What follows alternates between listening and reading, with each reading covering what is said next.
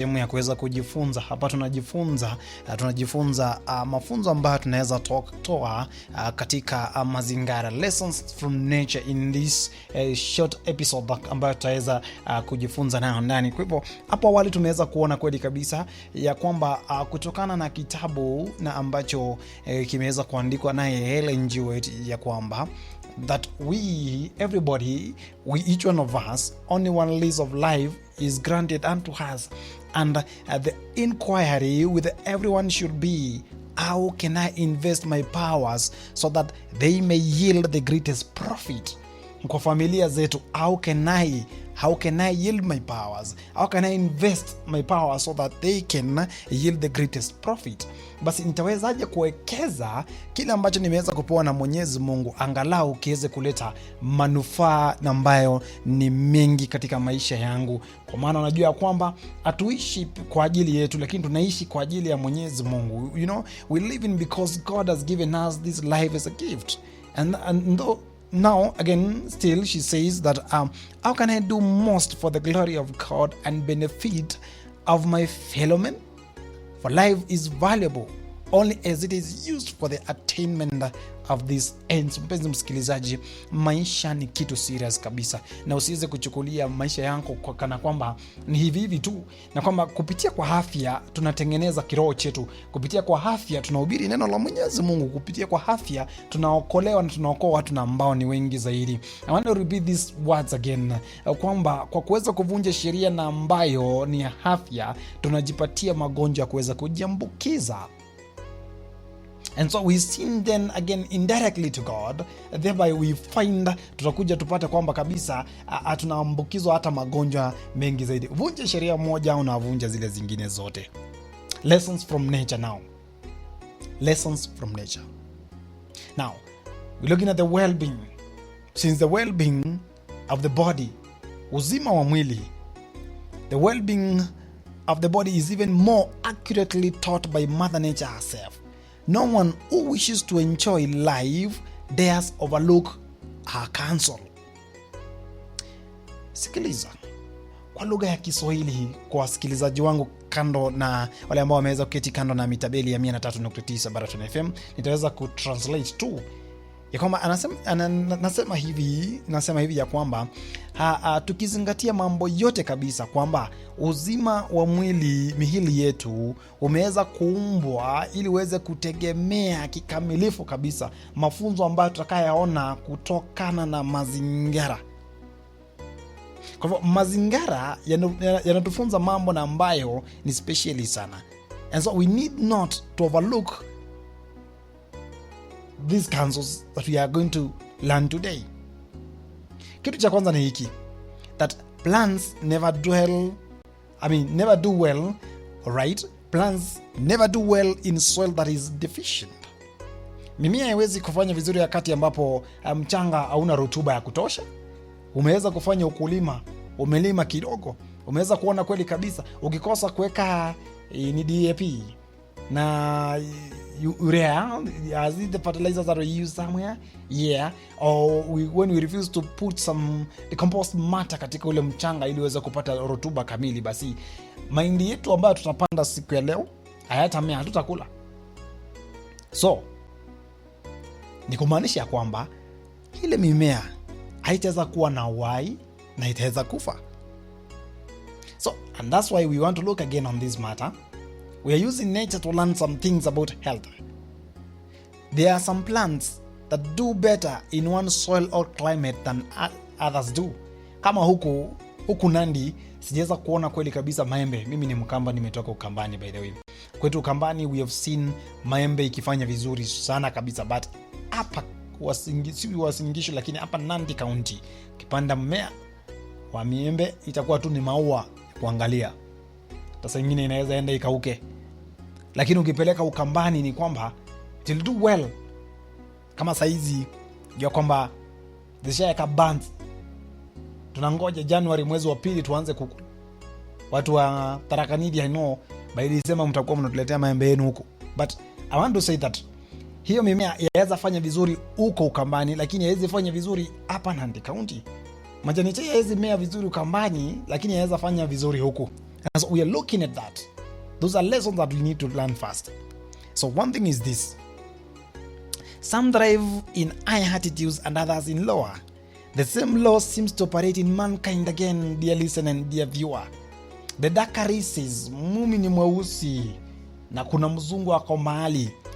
Unaona kweli kabisa, the darker races kama sisi tunakaa vizuri kabisa in torrid areas, regions. Jua ya huku iko sawa na sisi, ukame ya huku iko sawa na sisi kabisa huko ukambani. Lakini ukipeleka mzungu huko analia, anaumia. And so that is one thing that we need to bear in mind, kwamba mimea tofauti inamea mahali tofauti, na ili kuweza kuleta nini? Kuweza kuleta basi afya kwa watu katika kizazi kile na katika umati ule ama kikundi kile cha watu.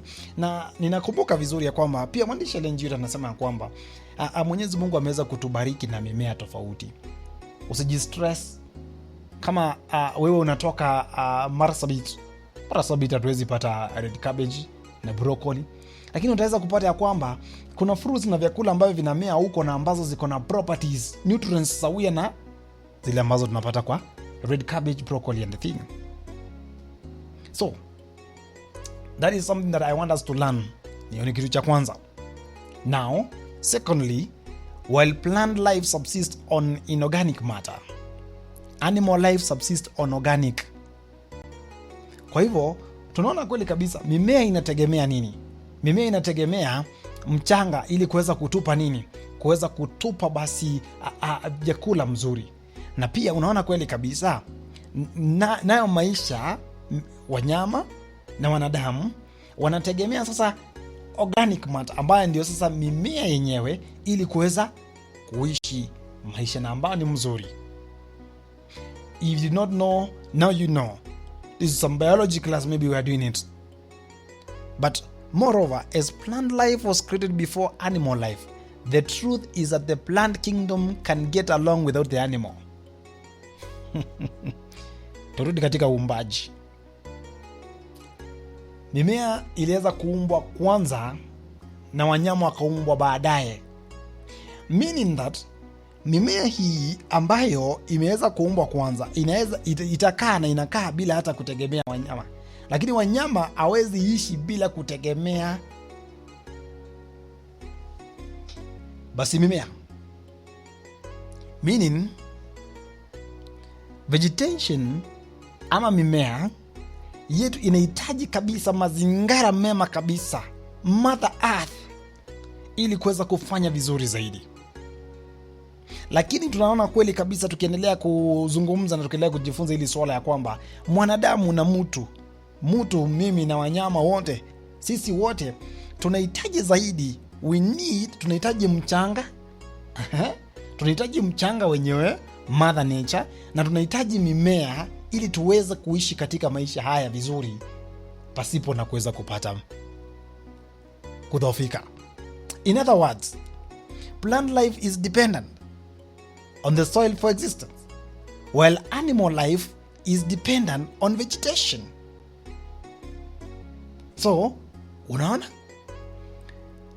Kwa lugha ambayo ni nyepesi, mimea inategemea mchanga ili kuweza kuishi vizuri zaidi. Nayo wanyama na chochote ambacho kina uhai kinategemea basi mchanga, na kinategemea zaidi pakubwa tena mimea ili kuweza kupata kuwa na uhai. So iko jambo ambalo nataka kuweza kuingiza hapa ndani.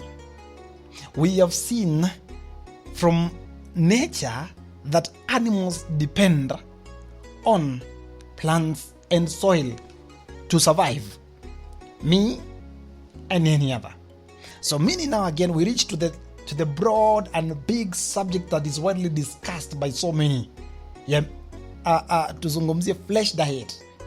So now today we are seeing that me and you, if you'll agree with me, now hatujaona mahali ambapo tunaona ya kwamba mimea okay kunradhi, lakini wanyama wanahitaji wanyama wengine ili kuweza kusurvive.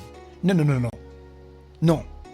If you go back to your biology, uangalie inorganic matter na organic matter, actually Utaweza kupata mahali ambapo tunapata flesh diet ndani pale. No, flesh diet is therefore artificial in this case, na it is therefore deficient and incapable of maintaining life. These are my arguments kwamba ulaji wa nyama ni kitu ambacho kimeweza kuja baadaye na akiwezi kabisa kuweza kusustain maisha ya mwanadamu.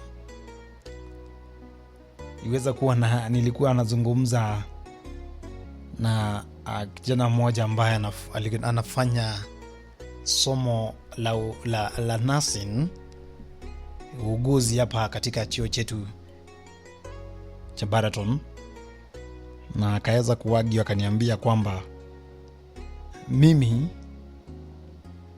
anaweza nitegemee kula matunda na mimea na nifariki, lakini yeye akikula nyama yeye kila nyama ni kwamba atakula nyama peke yake na maji, na hatahitaji vegetables na hatahitaji fruits, lakini atasurvive. Na mimi nikakuwa mjeuri zaidi, nikamuuliza, kasema nani? Mwenyezi Mungu amesema hilo kutokana na mafunzo yale ambayo tunapata kutoka kwa nature na Biblia na maagizo yake, ama ni wanasayansi wamesema? Siku zote Mungu anashinda. So we are seeing it clearly that flesh diet is artificial and it cannot maintain life at all angles. You can take it to your Bible study, or you can take it to the church and look at it in a broad way, uweze kujua kweli kabisa nyama haihitajiki katika maisha ya mwanadamu. Kwa nini? Kwa sababu wale wanyama wanakula ile mimea ili wapate kuishi, na basi hata sisi tunapaswa kuishi kwa kula mbegu na ile mimea ili tuweze kupata kuwa na afya zaidi kuliko wale wanyama. Na mtakuja kugundua kweli kabisa, it is because of meat taking that life has dropped from the average mark ya 200 to 70 kwa mujibu wa kitabu cha Zaburi 90 mstari wa 10 kunradhi, Psalms 90 verses 10. And if you look well in the book of Exodus 11:32, no, not Exodus but Genesis 11:32, if I'm not wrong, tupata kweli kabisa kuna mmoja ambaye aliweza kufariki mbele ya baba yake, na ilikuwa ni kwa sababu he first introduced himself, they were introduced to meat taking. So meaning that meat taking in a lower lifespan ya mwanadamu. And so kama Mwenyezi Mungu ameshatupa life ama maisha ya kuweza kuishi hapa duniani kuwa miaka 70 na kizidi ni 80, basi mbona tuendelee kula nyama kama basi tunaona kweli kabisa maisha baada ya kula nyama yalipungua? It means therefore that if we continue taking meat, we are going to die even at the early age of 30 or even 20 or even 45. I am not teaching about flesh diet, but I just quoted something. Nimeweza kusema kitu ya kwamba meat taking flesh diet is artificial in itself. So just as plants cannot thrive on poor soil, man cannot thrive on poor diet. Kwa hivyo wazi kabisa kutokana na nature siku ya leo, kama mimea haiwezi kuishi kutokana na mchanga ambao hauna rutuba, basi turudi kuweza kuona wazi kabisa hata pia mwanadamu naye hawezi kuishi akitegemea chakula ambacho ni hafifu, chakula ambacho ni kibaya, chakula ambacho tuseme kwa lugha ya kimtaani akitoshi boga. So ni kumaanisha, if one is aware of the fact that almost immediately after the soil is enriched, the plant awakens with health and vigor, then he will give no difficulty realizing that as soon as he corrects his own diet, his health will likewise spring up. Sikiliza, basi kama kila mtu ataweza kujua kwamba kabisa baada ya mchanga kuweza kutua rutuba, mimea huwa inabadilisha maisha na afya inakuwa njema kabisa, basi moja kwa moja mtu aweze kujua kwamba kwa kurekebisha diet yake kwamba atapata kuwa na afya na ambayo ni mzuri na ile ambayo imeweza kudhoofika itaweza kupotea. Now my dear listener, my dear viewer, kwenye upande wa Facebook, kwenye upande pia wa YouTube, ninasema ya kwamba tunahitaji, we really need to change our way of eating. We really need to learn from nature. Tunapaswa kujifunza kutokana na mazingira, ni mambo ambayo vitu ambavyo Mwenyezi Mungu alivyoumba. How they survive. Mchanga ambao una rutuba unaleta mimea ambayo ina rutuba vizuri, na tumeweza kuona kweli kabisa mwanadamu na wanyama wote wanategemea mimea hii pamoja na matunda na mbegu ili wapate kuwa na afya mzuri. Kwa hivyo ni kumaanisha kwamba mchanga ukuwa polluted, at the end of the day will be seeing something ya kwamba sisi wenyewe pia will be taking that, and that's why you're seeing so many ailments. Unaona magonjwa mengi tofauti sana akiendelea kuzuka. So now I want to tell you something more on that. So it is not true then that one's health depends on the food he uses as does the plant on the soil in which it feeds.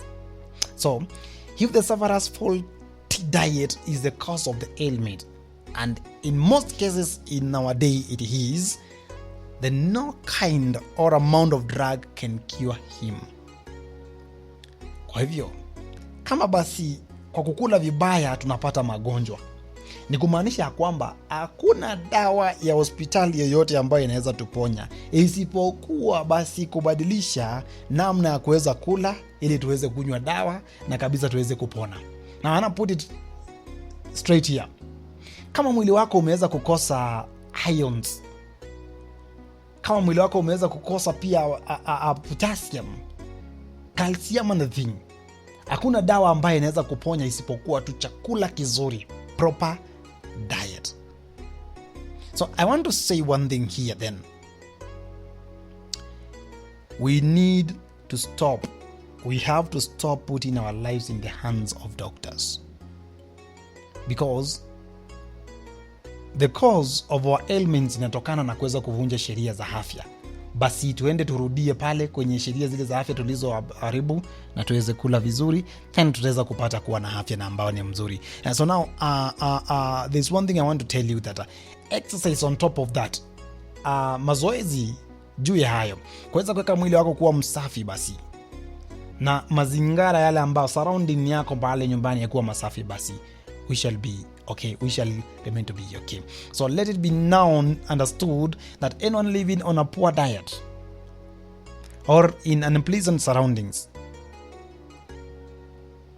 those poor conditions, is subject to disease in one form or another. Just as is a plant that is planted in poor soil and unconducive surroundings, then too one must remember that unbalanced food, regardless of quality or quantity, is poor food. And as too much fertilizer kills the plant, so too much food kills the man. Too much of anything is as bad as too little. Illness, therefore, is only a warning of one's improper habits of living. But hey, listen, who can understand? And who is taking heed now? That is a question that I'm just posing. Ona, kula chakula kidogo ni shida, kula chakula kingi ni shida. Kula chakula, hata kama unakula red cabbage, unasema ya kwamba unakula red cabbage, na ukuli ya balanced diet, it means that hiyo red cabbage unakula kama si balanced kabisa, kama haijaweza kuwa na matunda, kama hakuna matunda, kuna stalks, kama hakuna pia basi vitu vingine, hata maji na mazoezi, it means that unakula poor diet. Huwezi chekelea mtu ambaye anakula nyama pia. It means that kama utaacha basi, na kama unataka kuweza kuanza kuishi maisha mazuri, ni lazima utake to consideration ulaji ama afya kuwa kama ibada. You need to know everything that is there that pertains to your health. We need actually to learn. We need to learn how we should be mixing our foods. Tunapaswa kujua vile ambavyo tunapaswa kuwa tunachanganya vyakula vyetu. Tunapaswa kujua namna ya kuweza kufanya mazoezi vyema. Tunapaswa kujua namna ya kuweza kulala vyema na kunywa maji na kufanya usafi nyumbani kwetu vyema kabisa. Kwa maana any one step ambayo umeweza kuharibu, basi umeharibu zote. You see? So from nature it is so. Kama mchanga kidogo hivi ukiweza kuweka kitu mbaya, mmea unaambukizwa na unatupia magonjwa. Suddenly then, basi katika afya zetu tutakapovuka kanuni hata moja ya ulaji, na tule vibaya na tuvalie vibaya na tunywe vibaya, tunywe maji ambayo si idadi ambayo inahitajika na miili yetu, basi na kunywe maji na ambayo ni mengi ama machache, na mambo kama hayo, we are falling sick. Turn is also very essential. Na ndio maana yake nimeweza kusema kwa lugha ya kimombo ya kwamba ugonjwa homa ni dalili ya kwamba umevunja sheria ya afya. Malaria ni dalili ya kwamba umevunja sheria ya afya. Any sickness in the body, any whatever it is, hata kama ni kuumwa na kichwa, inamaanisha ya kwamba kuna mahali ambapo umevunja, na mwili unakueleza our body is just set kuwa na halam kwamba ikiumia inatueleza tu. So we need to be very careful. Nature teaches that if a tree becomes sickly from within rather than from without, then to spray it with any kind of drug will only hasten its death. Or even we waste the drug, the time and one's energy. The human body is no exception. If the disease is from internal cause, then what good will it do to try to remove it by the use of drugs?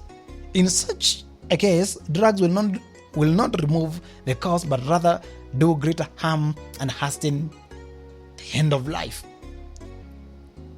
Kutokana na mazingira, kuna kitu kimoja ambacho nataka waweze kuelewa. Kama mchanga hauna rutuba ya kutosha, na mumea hule upate kuwa mgonjwa, ama tuseme for example maji yakosekane katika mimea ile, na wewe ukuja uweze kupata kweli kabisa ile mimea haikui, na wengi hapo ndio tunafeli sasa, haikui vizuri. Kuna wengi ambao wanaenda kuchukua jump starters, ile mimea inainuka kwa haraka, but at the end of the day in one way or the other unaleta kifo kwa mumea indirectly, pia hata kwa mwanadamu. And so kwa kuweza suluhisha hili swala la mimea kuweza kuwa na afya mzuri, ni kurudi tu kuweza kuangalia kile ambacho kimeweza kukosekana katika mchanga, ukaongeze ili ule mmea upate kuwa na afya tena. Na kuna daktari mmoja ambaye is retired and is dead or is rested, ameshapumzika, chanitumia lugha na ambayo ni heshima kidogo. Kabla aweze kupumzika aliweza kuacha tamko kwa kusema kwamba by any chance if you are listening, mark this point with clearness, kwamba katika maisha yako, it is good that you know that you need to avoid the hospital by all means. Unahitaji kuepuka hospitali by all means. Bwana anasema hivyo. Dawa za hospitali, kile ambacho zinafanya, zinatibu dalili ya ugonjwa na si eti zinatoa ugonjwa ule. Zinaongeza sumu katika mwili. And so meaning that at the end of the day, utakiwa dalili za ugonjwa ukiongeza ugonjwa mwingine, kwa sababu umeweka sumu kwenye mwili. And saying that we can tunaweza acha kwenda hospitali kwa kuweza kuwa waangalifu katika afya. Jamani, hebu tuangalie mtu ambaye anaugua figo ama mgongo unauma, figo ni chafu. How shall you detoxify your body? Natural remedies. Jua namna ya kujitibu na usikimbie hospitali. Uko na ugonjwa wa ulcers. What are you eating? I mean, what is your lifestyle actually? Ulcers zimetoka na amoeba ama ni kuweza kutumia chumvi mingi, kitunguu imekaangwa? Haya maswali mtu anapaswa kujiuliza. Save therapy mdogo tu and then it cures you. That is how important it is to know that we need to stay away from hospitals unless you are going for a surgery. Unless umevunjika mkono, unless unahitaji kutolewa sehemu moja ya mwili badilishwe, pengine kwa sababu ulijitumia vibaya hapo awali, that is when you need to visit the doctor. Kwa hivyo we need to stop doing that which is inverse. Tunahitaji kurudi tena, we need to go back to Eden. Look at it this way. tuangalie ugonjwa wa constipation ambao ndio common disease kwa watu wengi. Utakula kitu usikie tumbo lako linatoa hewa ni saa yote. That is constipation in one way or the other. Na unakimbia pale kwenye pharmacy kwenda kuchukua dawa ya kutoa constipation. Sasa umeongeza nini kwa mwili? Sumu juu ya sumu. Now, if you knew, listen to me, if you well knew how to eradicate constipation, basi ungekuwa heri kabisa, kwa maana ungekunywa zile dawa.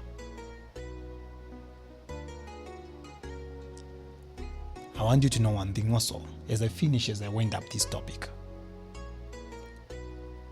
that there's something that we all use today, the commercially prepared foods, ambazo ndio chanzo cha constipation pia. Why? I want to read a quote from one of the writers ambaye anasema that a faculty member of a certain health institute wrote this. I'm not quoting the author, I'm just quoting her words. She's saying, because of our civilized our foods and the way they fill the bowel with toxic materials and gas, it is absolutely necessary to give oneself a series of colonic irrigations at least twice a year in order to stay well. Headaches, colds, flus, intestinal pains, mucus, alafu kuna gas, and many disturbing disorders disappear after 1 or 2 colon treatments. So we should not overlook the fact that Noah lived 900 years of good, happy life, and that we have no record of his having had to take colonic irrigations or to go for an operation, rather than resort to artificial means for cleansing now. Then why not eat the right kinds of food? Basi badala ya kuweza kutumia hiyo njia ambayo ni artificial ya kuweza kusafisha tumbo zetu, mbona tusile chakula ambacho kinafaa? Mbona usikuwe na kitchen garden? Kwa sababu hivi vyakula ambavyo ni commercially prepared, hivi vyakula ambavyo vinakuja vya GMO, keki, soda, Del Monte na vitu kama hizo, mbona usiwe na vitu zako nyumbani za kujitengenezea ili uweze kukaa mbali na hizi vitu? Iko mahali ambapo tunaitanga embassy, and everybody I think knows that place. And ukienda pale na ule chakula pale, ni kwamba lazima tumbo yako itajaa hewa, kumaanisha kwamba that is constipation, and that hivyo vyakula vimeweza kuprepewa na kupikwa na vitu ambavyo ni vya factory. Wacha nitumie lugha kama ni mwafaka.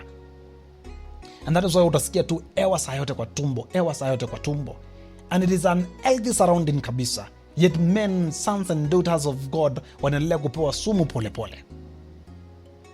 And at the end of the year or some years, unasikia mtu ameuliwa na ugonjwa wa tumbo. Just somebody died. Kwa sababu ya nini? Tumbo tu. Ulcers. Alikuwa na colons ambazo zilikuwa na irritations mingi. Alikuwa na vidonda viko huko mpaka huko chini. Why? Because of taking these chemicals in. So badala yake, why can we not just change and enter into the natural ways of curing ourselves? Eat naturally.